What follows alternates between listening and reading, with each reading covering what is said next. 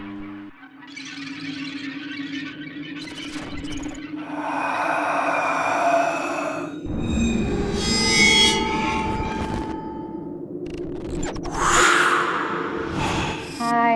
balik lagi di sisi lain bersama aku, Putri Dina.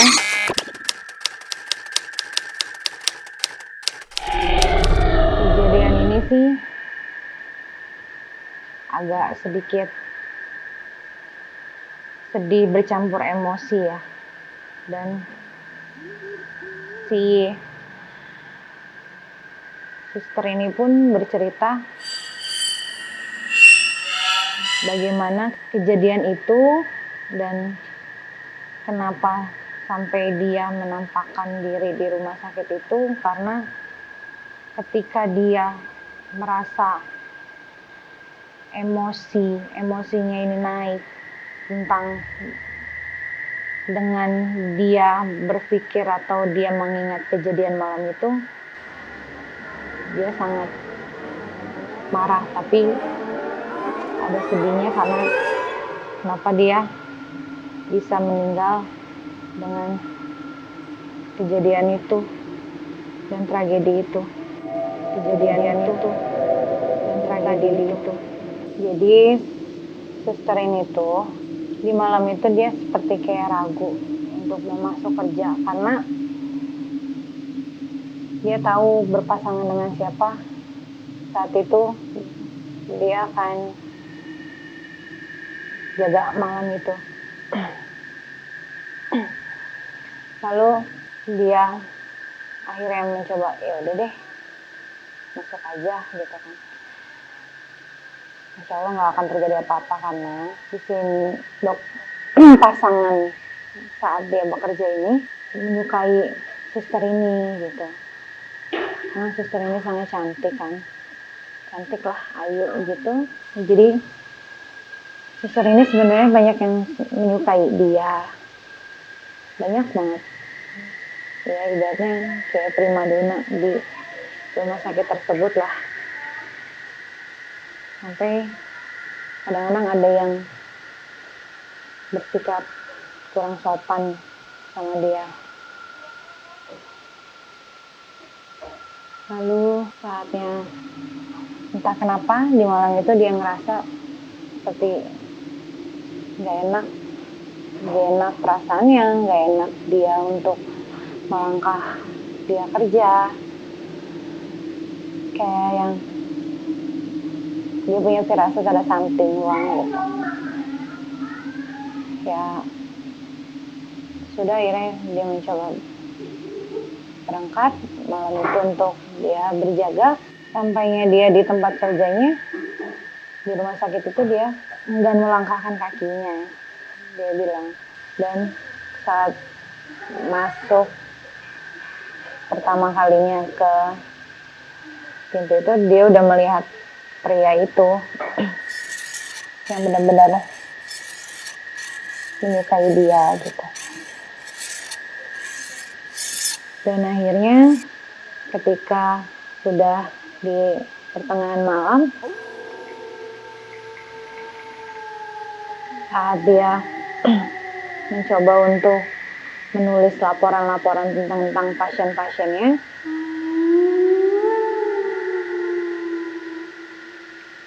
sendiri di ruangan itu, pria ini menghampiri dia. Dia bilang, kamu sedang apa? Oh ya dok, saya lagi nulis laporan gitu. Dia bilang, kamu cantik banget malam ini. Oh iya, makasih ya dok gitu. Udah dokter istirahat aja, nanti biar pasien saya yang ngurus gitu. Enggak, saya mau nemanin kamu aja gitu. Enggak usah, kata dia. Enggak apa-apa dok, saya bisa sendiri di sini gitu. Nanti ada teman-teman yang lain kok, mereka lagi keliling tempat pasien, ada yang cari makan juga. Dia bilang, apa, saya di sini aja. Apa pasien yang mana yang kurang laporannya atau catatannya? Enggak ada dok, enggak ada, dia bilang. Karena perasaan dia nggak enak karena segan juga dia mereka berdua di ruangan. Akhirnya Dia bilang, saya keluar dulu ya dok untuk ngasih obat. Oh ya silahkan gitu. Udah dia jalan, dia merasa agak sedikit tenang karena dia bisa keluar dari ruangan itu. Nah, pas dia ingin berjalan ke area belakang, di situ kayak ada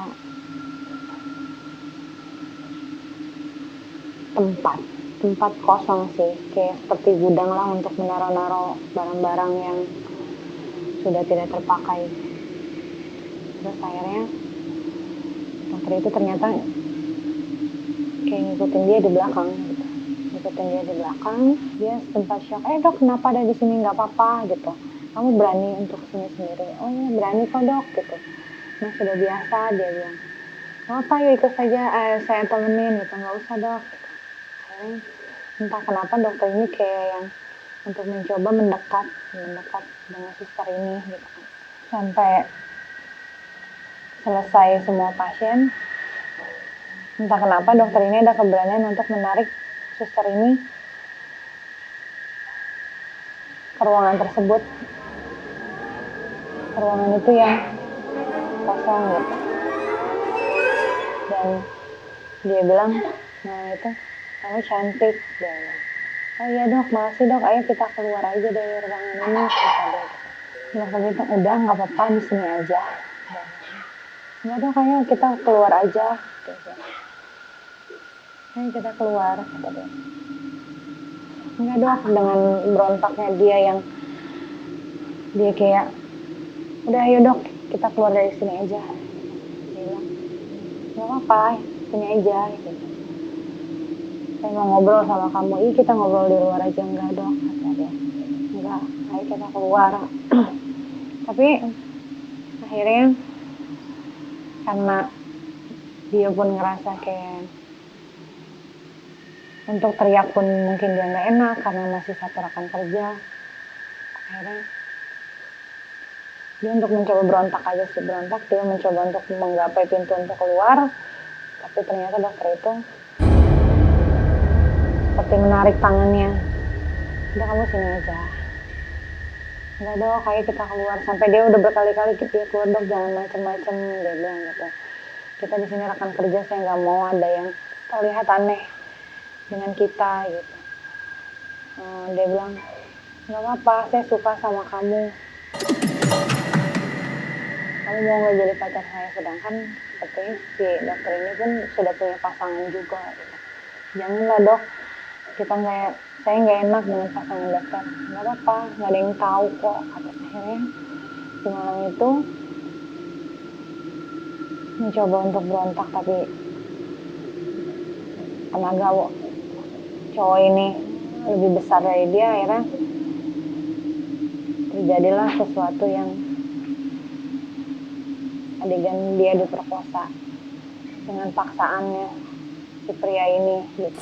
Adegan dia diperkosa dengan paksaannya si pria ini gitu. Dokter ini menangis sejadi-jadinya.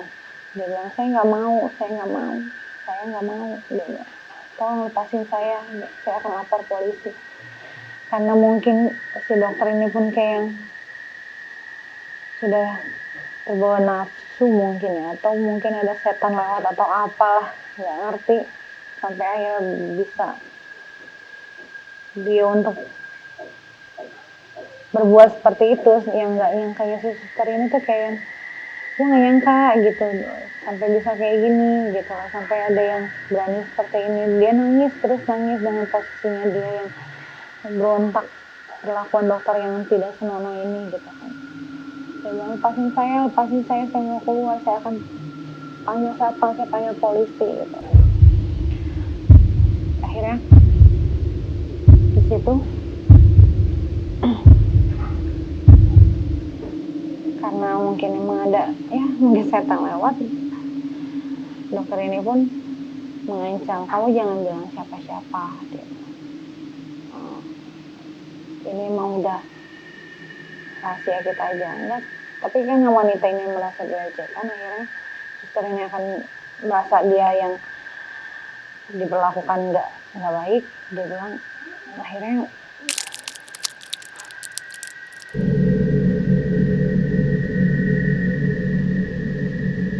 pokoknya saya akan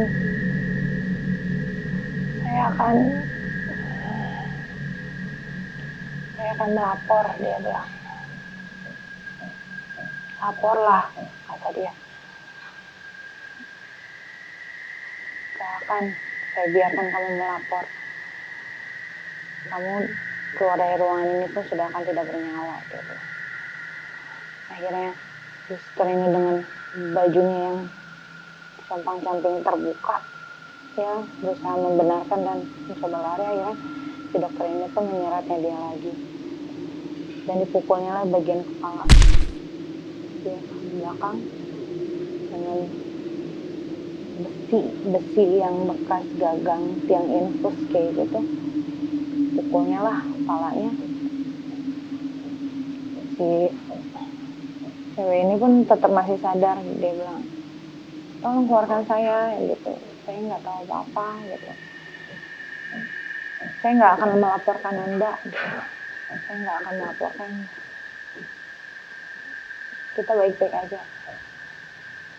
Ya karena si dokter ini udah merasa dia udah puas, tapi dia pun nggak mau image-nya dia tuh terbongkar oleh orang lain. Membabi buta lah si dokter ini menginjak kaki suster ini karena udah tersungkur, itu ditariknya dia ke bawah, jatuh di bawah, dia tersungkur, akhirnya kakinya diinjak. Dia bilang, kamu nggak akan bisa pergi, dia bilang. Akhirnya kakinya itu kayak seperti apa ya, dipatahin mungkin, atau dibanting sesuatu untuk dia nggak bisa lari dari situ kakinya. Akhirnya patah. Udah sakit, dia dipukul. Akhirnya dia juga menahan kakinya sakit karena dijatuhkan benda sama dokter itu, gitu kan. Akhirnya dia mati ditusuk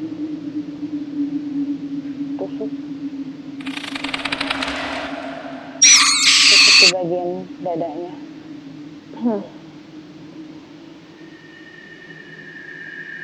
Ditusuk bagian kaki, perut sebanyak 3 kali, dan pukulan lagi di bagian kepala yang akhirnya berdarah juga. Dan suster ini akhirnya kehabisan darah dan meninggal. Dan si dokter ini pun keluar juga dengan tergesa-gesa lari, mencoba untuk menghapus darah yang ada di pakaiannya. Dan malam itu dokter bilang izin ke pihak rumah sakit untuk dia pulang, gak enak badan. Dan di situ teman-temannya si suster ini pun mencari dia, ini suster ini kemana, kok nggak ada, gitu. Terus ada yang ngomong tadi dia nganterin obat tuh ke pasien, tapi nggak tahu belum pulang lagi. Terus dokternya kemana? Temannya bilang dokternya pulang tadi, izin sakit dan di rumahnya ada sesuatu, akhirnya izin pulang. Dan kenapa suster ini sampai dia bisa bergentayangan, ya sekali lagi makhluk-makhluk dan mereka ini yang mungkin gentayangan ini penasaran dan gak ikhlas. Dan akhirnya setelah dari situ, karena suster ini gak pulang, dia ini gak pulang, akhirnya barulah keluarganya ini kayak yang mencari dia, ini kemana anak saya gitu. Akhirnya mencoba untuk berkomunikasi sama pihak rumah sakit, gitu. Gimana malam itu, kenapa malam itu. Barulah beberapa hari dari situ jasadnya ditemukan sudah tidak bernyawa. dendamnya dia sama dendamnya dia sama si pria ini pun sangat mendalam gitu. Karena awalnya suster ini tuh kayak ngerasa dokter ini tuh baik, bisa membimbing dia, dan untuk konsultasi sesuatu pun dokter ini baik, tapi ternyata kedekatannya dan maksud dokter ini tuh berbeda lagi sama dia. Sampai akhirnya terjadilah sesuatu di malam itu yang dia pun tak menyangka akan mati tragis seperti kejadian ini. Gak ada yang, dia bilang gak ada yang mau kok untuk meninggal seperti ini. Dia bilang, keluarga masih butuh saya. Dia bilang, saya pun gak mencoba untuk melukai seseorang pun di sini. Kadang saya muncul pun karena teringat dan dendam saya sama pria ini pun masih ada. Di malam itu kenapa teriakan saya nggak terdengar, karena posisinya gudang ini pun agak jauh dari tempat-tempat pasien ataupun orang yang berlalu lalang gitu. Sedih lah. Tetapi dia bilang, enggak semua yang nampak suster ngesot itu saya. Dia kadang banyak juga dari mereka-mereka yang kamu melihat sendirilah, banyak dan suka jahil pun itu menyerupai saya. Jadi ya beginilah ceritanya. Dan dia bilang, tolonglah hargai wanita. Bagaimanapun wanita bekerja pasti punya maksud dan tujuan.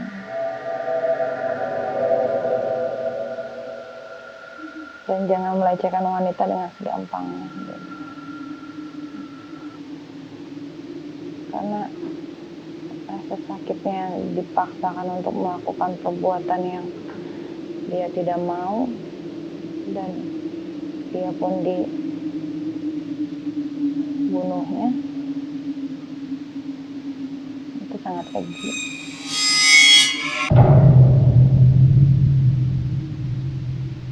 Jadi tolong hargai orang lain gitu.